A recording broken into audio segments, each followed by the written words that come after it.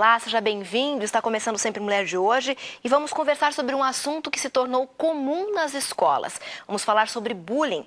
Nesse programa você vai identificar a criança agressora, vai identificar a criança vítima e saber que é um problema que pode ser evitado e pode ser prevenido sim. Não sai daí que o programa está só começando.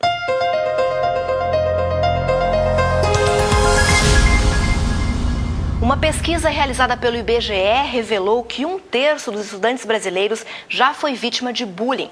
E os dados da pesquisa vão mais longe. Em 2009, a maior proporção de ocorrências foi registrada em escolas privadas, 35,9%. Nas escolas públicas, os casos atingiram 29,5% dos estudantes. E a pesquisa revelou que as cidades de Brasília e Belo Horizonte eram as capitais com maiores índices de assédio escolar. Em 2010, uma outra pesquisa realizada com um pouco mais de 5.000 alunos de 25 escolas públicas e particulares revelou que as humilhações típicas do bullying são comuns em alunos da 5ª e 6ª séries. Entre todos os entrevistados, pelo menos 17% estão envolvidos com o problema, seja intimidando alguém, sendo intimados ou os dois. Os números assustam. É por isso que é preciso falar sobre o problema para que possamos encontrar soluções para ele. Por isso, no programa de hoje, nós temos aqui convidadas especiais. Está conosco hoje aqui a professora Karen de Assis. Tudo bom, Karen? Tudo bem. Bom que você está aqui conosco. A professora Karen tem experiência em escola pública e escola privada, né? Isso. Ok. Também está conosco a psicóloga Andréia Rojas. Tudo bom, Andréia? Tudo bem, Betina. É um prazer estar aqui. Bom tê-la com a gente. E também estará participando do nosso programa hoje a psicóloga Kátia de Oliveira, que também é escritora de um livro sobre bullying. Tudo bom, Kátia? Tudo ótimo. Obrigada pelo convite, Betina. É bom tê-la aqui com a gente, para a gente poder conversar e entender um pouquinho mais sobre esse assunto. E já que você escreveu um livro sobre esse tema, eu gostaria que você explicasse para o pessoal de casa, para a gente começar a nossa conversa, o que se caracteriza como sendo bullying.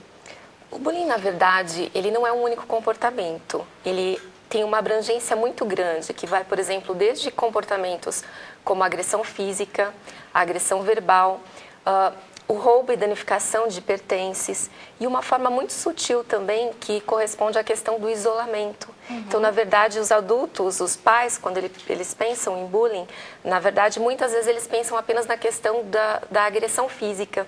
Mas, na verdade, quando eu tenho um aluno em sala de aula e esse aluno, por exemplo, nunca é chamado para participar das atividades com os colegas, das atividades escolares, das atividades sociais extra-classe, esse aluno também pode estar sendo vítima de bullying. Ele é isolado de uma certa forma? Ele é isolado socialmente. Ele é vítima de bullying. Exatamente. Então, a abrangência é muito grande, tanto que no Brasil a gente não tem uma única palavra. O bullying, na verdade, ele continua sendo usado, é uma palavra de origem inglesa, mas continua sendo usado pela dificuldade de encontrar uma tradução literal que abrangesse todos os comportamentos que podem ser caracterizados como bullying.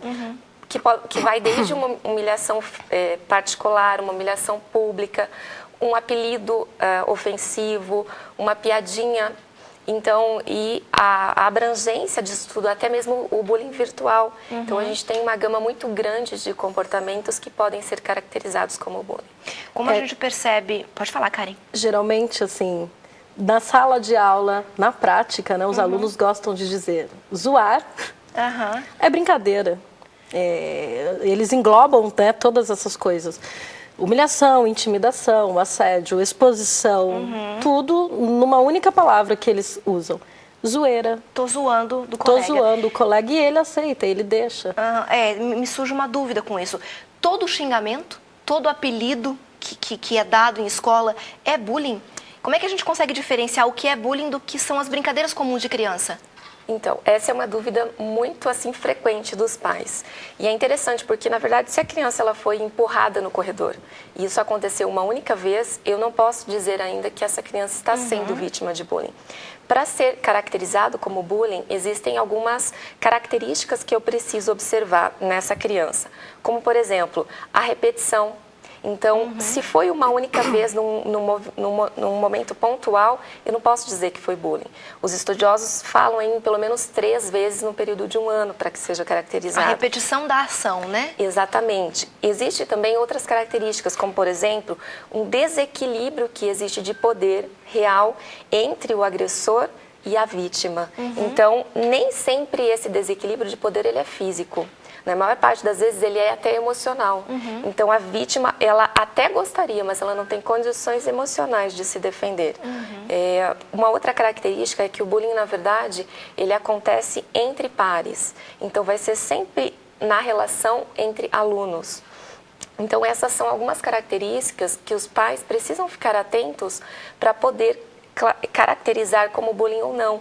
Uma outra coisa interessante é que deve observar nessa brincadeira, porque muitos agressores, eles costumam dizer, não, isso foi brincadeira. Eu tô zoando, como a Karen falou, né? Para se livrar da situação. Mascaram, né, a realidade com esse papel. É brincadeira, né? Exatamente. E o agredido, ele fica naquele papel de, se eu não aceitar, o que vão fazer comigo? Mas se eu aceitar, vão fazer comigo também. E será que eu que não sei brincar, né? Eu não quero ficar separado, eu não quero ser a pessoa séria no campo. Como que a gente pode, porque são inúmeras brincadeiras que as crianças fazem em idade escolar, né? Algumas aceitam, outras não. Como que a gente pode identificar a criança que está sendo vítima de bullying? Tem algumas características, sim, para os pais prestarem atenção em casa. Então, é uma criança que ela vai deixar de fazer algumas coisas que normalmente ela gostava muito. Então, por exemplo, ela adorava ir para a escola e, de repente, ela começa a não querer mais ir para as aulas. Ela começa a ter um baixo desempenho escolar. Ela pode chegar em casa com pertences faltando, muitas vezes coisas de valor. Ela pode também chegar em casa machucada, com a roupa rasgada, com hematomas, sem justificar de maneira convincente para os pais como isso aconteceu. Isso pode ser um indício de que ela está participando de alguma briga, vindo para casa ou indo para o colégio, enfim. O dinheiro que os pais dão passa a não ser suficiente quando essa criança leva dinheiro para o colégio, por exemplo. Para comprar lanche. Para comprar lanche, porque muitas vezes os agressores pedem esse dinheiro. O dinheiro da criança. Exatamente. Então, ela passa a não ter mais à disposição esse dinheiro, acaba nunca sendo o suficiente. Existem, inclusive, alguns comportamentos visíveis e físicos que podem acontecer, alguns sintomas. Por exemplo, a criança começa a ficar doente só na hora de ir para a escola. Então, ela pode apresentar náusea, dor de cabeça, diarreia e uma série de outros sintomas. Que seria um medo de ir para a escola e, de repente, Andréia, se dar conta que está de novo nessa situação. Mas ao os pais perceberem todos esses sinais, sintomas que a Kátia apresentou para a gente, e perguntando para a criança, normalmente a criança vai negar. E é interessante assim, que não são sinais isolados, né? Um vai é um complemento de sinais, isso, né? complementando o outro. O pai observa que de repente a criança está com essa dificuldade de ir para a escola e observa também que o dinheiro pode estar com essa questão do dinheiro e ele vai ajuntando os sinais para poder concluir que alguma coisa realmente está acontecendo com essa criança. Então não é porque, ela está com dificuldade de ir para a escola que é sinal de bullying, né? Mas o conjunto de comportamentos pode indicar. Uma série de fatores. E muitas vezes também, na sala de aula, eu acho que a primeira coisa visível é a perda da autoestima acadêmica. Eu não vou mais levantar a mão, eu não vou mais participar, eu não vou mais fazer. Ou o próprio auto-isolamento. Eu não quero fazer mais trabalho com ninguém, ou ninguém vai me chamar, sabe? Então a gente percebe aqui um alerta para os pais e para os professores também. Exato, porque a autoestima acadêmica, ela é a primeira. Ele incorpora, né? O problema, o bullying, o problema dele na sala de aula é a incorporação de que você é um perdedor. E aí ele passa isso para casa. E os pais têm que ficar atentos também na personalidade do filho, né? Existem crianças que passam isso todo o tempo, mas levam numa boa. E outros tem que não aquela motivação em casa e tem crianças com personalidades diferentes que são mais sensíveis a isso. Eu percebo assim pelos sinais que vocês estão apontando, que é muito mais fácil você identificar, fácil não é, mas é muito mais visível, digamos assim, você identificar a vítima do bullying. Mas e o agressor? Como um pai pode perceber que o seu filho está agredindo na escola, está sendo aquele que está proporcionando, né, situações desagradáveis e de humilhação para os colegas? Como que a gente percebe isso, Kátia? É possível. As crianças ou os adolescentes, que são geralmente os agressores, eles têm uma dificuldade muito grande com relação à questão de submeter-se à autoridade. Então, são crianças e adolescentes mais desafiadores, que geralmente têm um poder de manipulação muito grande. Eles geralmente mentem bastante para encobrir, inclusive, algumas coisas. Então, eles conseguem se safar das situações. Mas é difícil você identificar, porque o adolescente por si só já é desafiador de autoridade, né? Não aceita ordens. Então, você conseguir entender que isso pode ser uma criança que está praticando bullying, é difícil. Não, tem outros indícios também. Então, ele pode chegar em casa com objetos, com coisa que ele subtraiu dos colegas, sem dar aos pais uma explicação convincente de onde ele vai dizer assim, eu achei. Chega em casa com um objeto de valor e diz para os pais que achou. Mas daí, nesse momento, a mãe tem que olhar a mochila? Então, porque se ele chega com um objeto da escola, né, e tá no quarto, tá dentro da mochila, da sacola da escola, como que você vai perceber? Você vai ter que ir lá e vai ter que mexer, vai ter que olhar, porque ele não vai mostrar. É que qual é o comportamento adequado para os pais nesse caso? Então, é que normalmente em algum momento ou outro, quando são bens de valor, isso vai aparecer. Então, vai aparecer uma blusa diferente, um tênis diferente, um telefone diferente, que a mãe e o pai rapidamente vão perceber que não fazia parte das coisas deles. Da mesma forma que a vítima, ele também pode chegar em casa com hematomas, com escoriações, com a roupa amassada ou suja, indicando que ele também esteve envolvido em brigas. Um outro detalhe interessante é que, normalmente, essas crianças e adolescentes, os pais são chamados à escola com muita frequência. A Karen pode falar bem sobre isso, né? Sim. A escola, ela sofre muito com essa situação, porque é complicado você dizer, olha, o seu filho, ele está num processo de valentão, de fazer o bullying. É complicado falar, exatamente porque é um tema, assim, tão vasto, né, de repente... polêmico, né, Karen? É polêmico, é difícil para o pai aceitar, puxa vida, eu eduquei meu filho. A posição de professor, muitas vezes eu percebo isso. Quando a gente fala, olha, o seu filho está com esse comportamento, automaticamente o pai, ele ouve a seguinte frase, você errou. E é onde o pai não aceita, ele também dá as desculpas, não, mas é porque ele está passando por problema, mas é porque aconteceu isso e tal, e aí... Tem justificativa, né? Vira uma bola de neve. Que não é mais da alçada do professor ou da escola. Deve ser... Bom, de repente mas é uma coisa assim que foge ao meu limite. É muito como maior professora... do que a autoridade do professor em sala de aula, né? Exatamente. E os pais têm muitas dúvidas sobre essa questão, né? Inclusive, a doutora Damares respondeu uma dúvida de uma telespectadora nossa no quadro Dentro da Lei. Acompanhe só.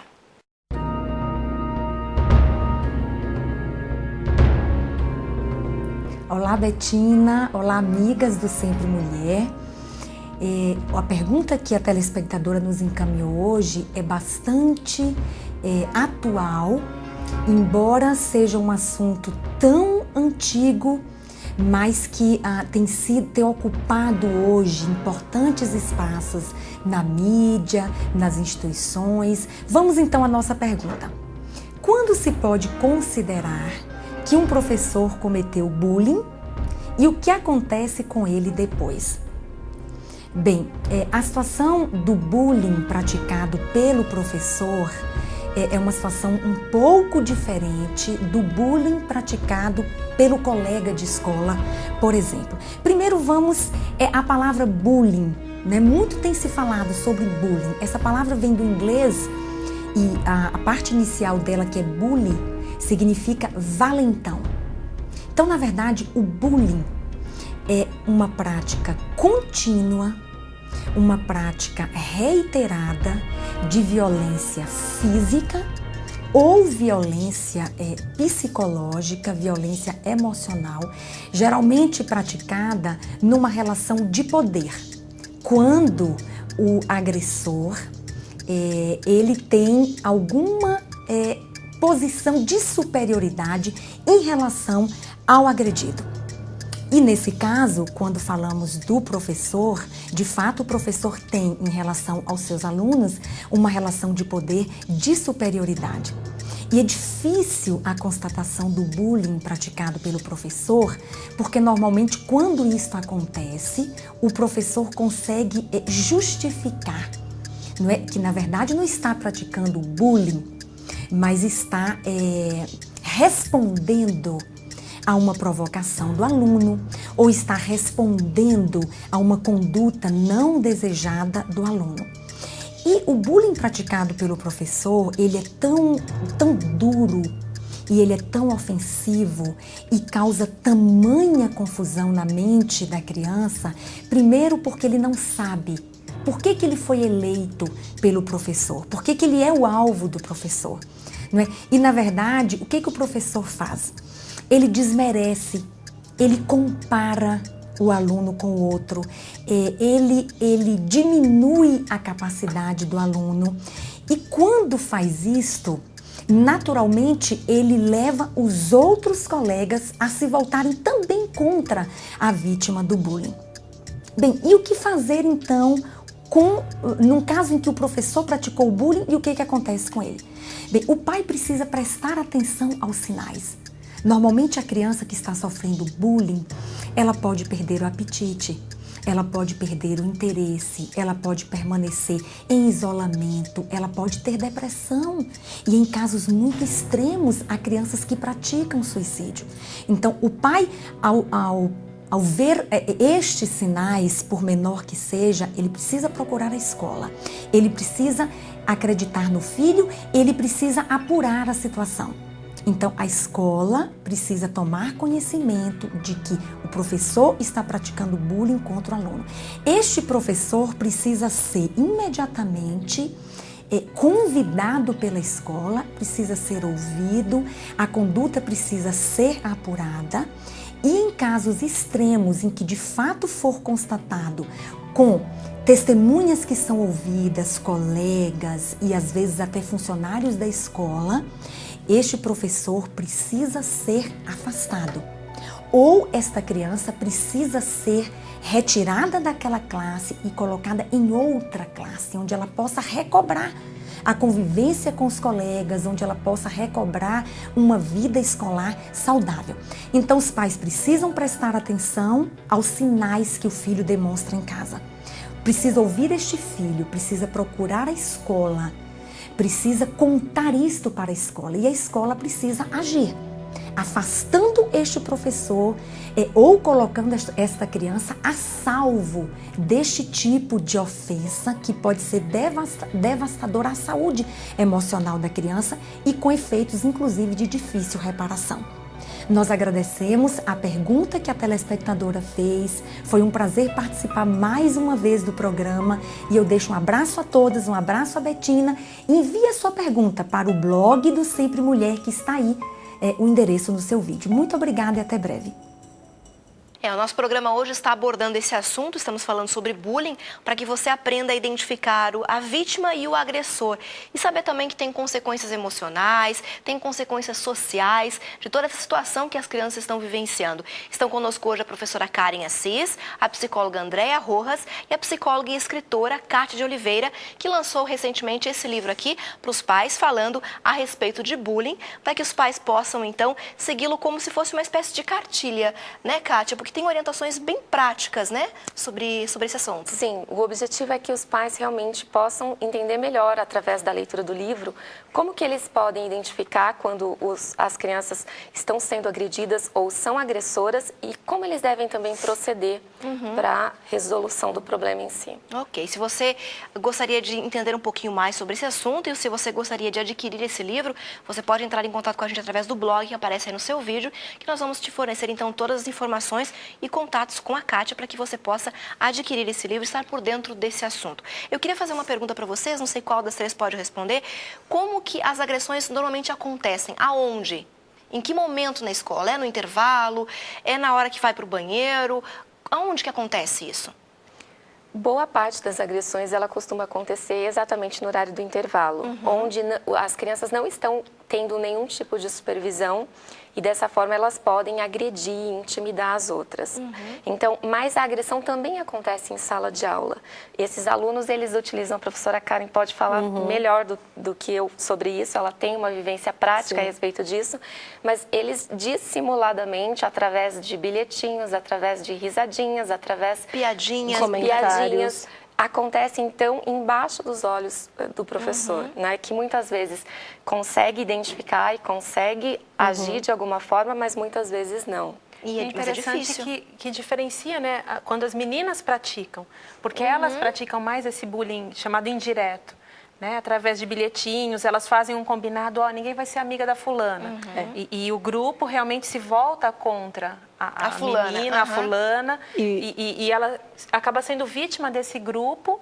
E às vezes os professores não percebem, porque é algo ali que acontece entre os alunos, um combinado deles. Exatamente, você falou do líder que convoca o grupinho a segui-lo. O público da pessoa que comete o bullying é uma covardia, porque é ele que dá força para a pessoa, né? Ele que dá força para o agressor. As crianças que estão acompanhando a briga, os empurrões, os xingamentos e não fazem nada. A partir do momento que existe uma pessoa humilhando a outra e existe o público que ri e que consente, ele é o maior intimidador da vítima. E é interessante que esse é o maior ganho do agressor. Exato. É ali que ele se sente poderoso perante esse grupo, né? Porque o agressor, o bullying é uma relação de poder. Eu tenho poder sobre você de alguma forma. E o que me demonstra é o público me aplaudindo. Então aqui cabe uma orientação para os pais em casa. De repente seu filho não é vítima de bullying, não é o agressor nesses casos, mas ele pode estar presenciando situações como essa, que você eduque o seu filho, a sua filha, para que tenha iniciativa, para que ajude a combater, para que busque os professores, a autoridade, adultos, para poder ajudar e evitar esse tipo de situação no intervalo, na educação física ou mesmo dentro de sala de aula. Cabe uma orientação nesse sentido, né, Andréia? Muito. Eu acho que a gente está falando aqui de sensibilidade, de empatia, ou seja, de ensinar os filhos a se colocar no lugar do outro. Como você se sentiria se você fosse a vítima? Você já pensou se seus amiguinhos se voltassem contra você e ninguém mais falasse com você, como você se sentiria? É aquela história, né? Hoje você está rindo, amanhã pode ser o grupo rindo de você. Exatamente. É interessante que é exatamente essa a razão pela qual eles não costumam denunciar, porque as pesquisas indicam, há um consenso geral de que o poder de parar a agressão estaria tecnicamente na mão dos espectadores, que é quem assiste tudo. Mas ele não consegue, ele não toma nenhum partido exatamente pelo medo de se tornar a próxima vítima. Mas é preciso que a gente eduque as nossas crianças para evitar esse tipo de violência. O bullying é, sim, evitável. Com certeza. Né? Dá para a gente prevenir, dá para a gente evitar, mas tudo isso passa pela família, passa pela educação familiar antes de chegar na escola. Você comentou comigo antes da gente começar o programa, Kátia, uma frase que me chamou muita atenção, que o bullying é uma repetição de comportamentos. Então, se a criança pratica na escola um comportamento agressivo, um comportamento, né, de desprezar coleguinhas, amigos, ele já está vivenciando em casa algo parecido. Não é? Na maioria das vezes, sim. Então, às vezes, não da mesma forma que ele replica, mas, por exemplo, os pais podem muitas vezes se tratar agressivamente, os pais às vezes agridem verbalmente essa criança, permitem que ele brigue com os irmãos, permite muitas vezes mesmo tá um coleguinha na casa deles brincando. O pai vendo ali uma situação de agressão, ele sempre deve intervir, né, e falar a forma correta. Então, o que acontece? Às vezes a criança aprende em casa e replica depois na escola. Exatamente. E a gente percebe muito isso na sala de aula, né, Karen? Sim. Como é o comportamento em família com os alunos que se tem na sala de aula. Infelizmente, às vezes o aluno, a gente conversa, tenta resolver o problema com ele, e então quando chega o pai, a gente passa a entender o filho. Quando chega a pai, a mãe, às vezes os dois, e o relacionamento entre eles, e aí você olha para a criança e vê que ele, antes de se tornar o agressor, ele foi a primeira vítima. E você percebe no consultório também, Andréia, isso? Sim, e situações em que às vezes essa criança ou esse adolescente, ele está tão, digamos assim, largado dentro de casa, que aí a gente cai na relação de poder. E ali na escola, manipulando o grupo contra uma vítima, ele é poderoso, ele é alguém, ele consegue ter o poder e a força que de repente ele não tem em casa. Em casa ele não é reconhecido por nada nem por ninguém. Ele simplesmente é o irmão, um dos 5 filhos, não sei, né? Ou o casal está tão preocupado com a sua profissão, com o seu trabalho, esse menino está esquecido, essa criança está largada de lado e de repente na escola ele consegue o poder e se encontra ali nesse sentido de ser reconhecido pelo grupo, né? Exatamente. É o estar largado, né? É uma pena a gente lidar com famílias que largam os seus filhos. Mas da mesma forma em que o agressor, ele tem todos esses problemas, tal, a pessoa agredida, a criança, o adolescente agredido, ele tem que encontrar nos pais dele um exemplo de força. Não, eu vou passar por isso. Isso não pode me derrubar. Eu vou superar. Exatamente, a superação, ela existe e ela é deliciosa, superar, olhar para trás e ver assim, eu venci. Porque às vezes a vítima, ela é a vítima, mas o vitimismo, né, se espalha em todas as órbitas. Não, você foi vítima de uma situação e você pode vencer isso. E cabe ele encontrar na família uma direção, né, e apoio para isso. Suporte, né? Exatamente. A gente poderia ficar aqui horas e horas falando sobre esse assunto, porque realmente tem bastante conteúdo para a gente poder trabalhar. Eu sei que você em casa também tem muitas dúvidas. Escreva pra gente, entra aí no nosso blog, deixa sua dúvida, porque a gente vai voltar numa outra oportunidade com a Kátia, de repente com a André e com a Karen também, pra gente continuar discutindo esse assunto que é importante e que precisa ser cada vez mais falado. As famílias precisam ser orientadas, as crianças também. E tem uma outra versão, se é que a gente pode falar assim, do bullying, que a gente não abordou aqui, que a gente vai fazer um programa específico para falar, que é o bullying pela internet, que é o cyberbullying, que a Kátia também abordou nesse livro, né, Kátia? Sim. De uma maneira muito didática, muito prática, para que você que está em casa, você pai, você professor, saiba como trabalhar esse assunto em casa ou em sala de aula. A gente vai voltar numa outra oportunidade para falar especificamente sobre esse assunto e para abordar também outras questões do bullying que a gente não abordou aqui, infelizmente por causa do nosso tempo. Mas eu espero a sua pergunta, a sua dúvida, para que a gente possa voltar a falar sobre esse assunto. Karen, obrigada pela sua participação, sucesso no seu trabalho. Obrigada, foi um prazer. Gostaria de mandar um abraço. Manda beijo, manda abraço. Eu quero mandar um abraço muito grande para todas as pessoas que trabalham comigo no Colégio Casimiro de Abreu. Onde fica Casimiro de Abreu? Fica no Bosque dos Eucaliptos, na Cidade rua... de São José dos Campos. Isso, fica ali no Bosque dos Eucaliptos. E um abraço para todo mundo também das escolas públicas que eu trabalho com vocês. Legal. André, quer mandar beijo? Quer mandar abraço? Aproveita, mandar, né? Bom, é um prazer estar aqui novamente, né? Agradeço o convite e um abraço para meus familiares, né, que estão assistindo. Legal. Kátia, obrigada por ter vindo. Eu que agradeço o Você quer convite. também mandar beijo e abraço? Para os nossos ouvintes. Ok. Obrigada a você, então, que esteve aí do outro lado nos acompanhando. A gente volta no próximo programa com um tema interessante para você que está aí. Até lá.